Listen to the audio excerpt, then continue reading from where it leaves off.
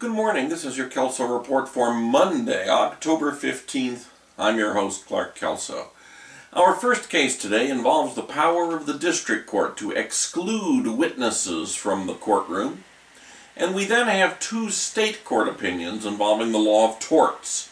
The first dealing with vicarious liability in the commute rule, and the second involving proximate cause and selling alcohol to minors. Well, we first begin with the Ninth Circuit. The rules of evidence have been drafted to promote the fair administration of trials, to eliminate unjustifiable expense and delay, and to promote the development of evidence law, all with the ultimate goal of best ascertaining the truth and securing a just determination. So says Rule 102 of the Federal Rules of Evidence. Well, one of the other rules, Section 615, generally provides that, quote, at a party's request, the court must order witnesses excluded so that they cannot hear other witnesses' testimony, close quote. Now, the purpose of this rule, I think, is readily apparent. Counsel may wish to ensure that witnesses cannot alter, inform, or prep their own testimony, consciously or unconsciously, by listening to what others have testified to. So it's a perfect example of a rule designed to try to promote fair process in trials, best to ascertain the truth. But as with every rule, there are exceptions. And one of the exceptions is that an officer or employee of a party, that is not a natural person, after being designated as the party's representative by its attorney, may not be excluded. Everybody gets a designated representative.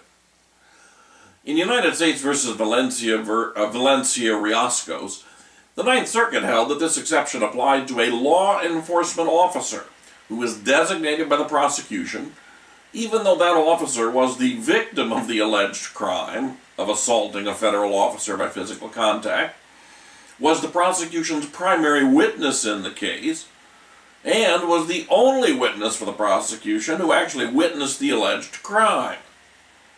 Not only did the district court not exclude this witness, but it permitted this witness to remain at the prosecution's table throughout the trial. The Ninth Circuit found no error, noting that it is commonplace for the prosecution to designate a case agent who is the primary law enforcement contact for the prosecution, and that it made perfect sense for the case agent in this matter to be the officer who presumably knew most about the incident. The defendant's conviction, of course, was affirmed. Next, we turn to two state law cases involving torts. The first, vicarious liability. The general rule in the law of agency is that an employer is vicariously liable for the negligent torts of his or her employees so long as they are acting within the scope of their employment. The scope of employment issue arose in Fields v. State of California, a case which arose from a two-vehicle automobile accident where one of the drivers, who was killed in the accident, was an employee of the state of California. The other driver, who was also seriously injured, sued the first driver's estate as well as the state of California. The state successfully defended by showing that at the time of the accident, the decedent was driving her own personal vehicle to work. The state did not require her to drive her own vehicle to work, and none of her job duties required her to drive a vehicle at all. She was not conducting state business prior to her trip to her medical appointment, which immediately preceded her commute to work on the day of the accident. In these circumstances, applying the general rule that commuting to and from work is not within the scope of employment, the 5th District affirmed a non-suit in favor of the state. Next, we have a proximate cause case. For many years, the common law rule has been that if someone was injured by a person who was drunk, the proximate cause of the injury was deemed to be the consumption of alcohol by the negligent consumer, not the person who sold him the alcohol.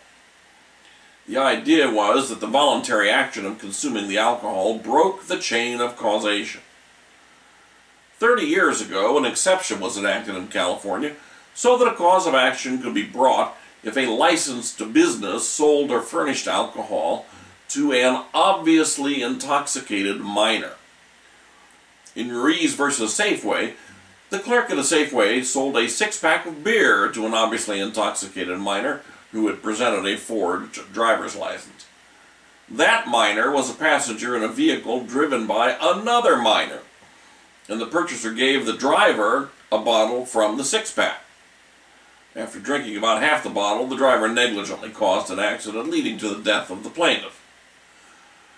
The First District held in Ruiz that the statutory exception did not apply, since the alcohol was not sold to the driver and was instead sold to a different minor who subsequently gave some of that alcohol to the driver.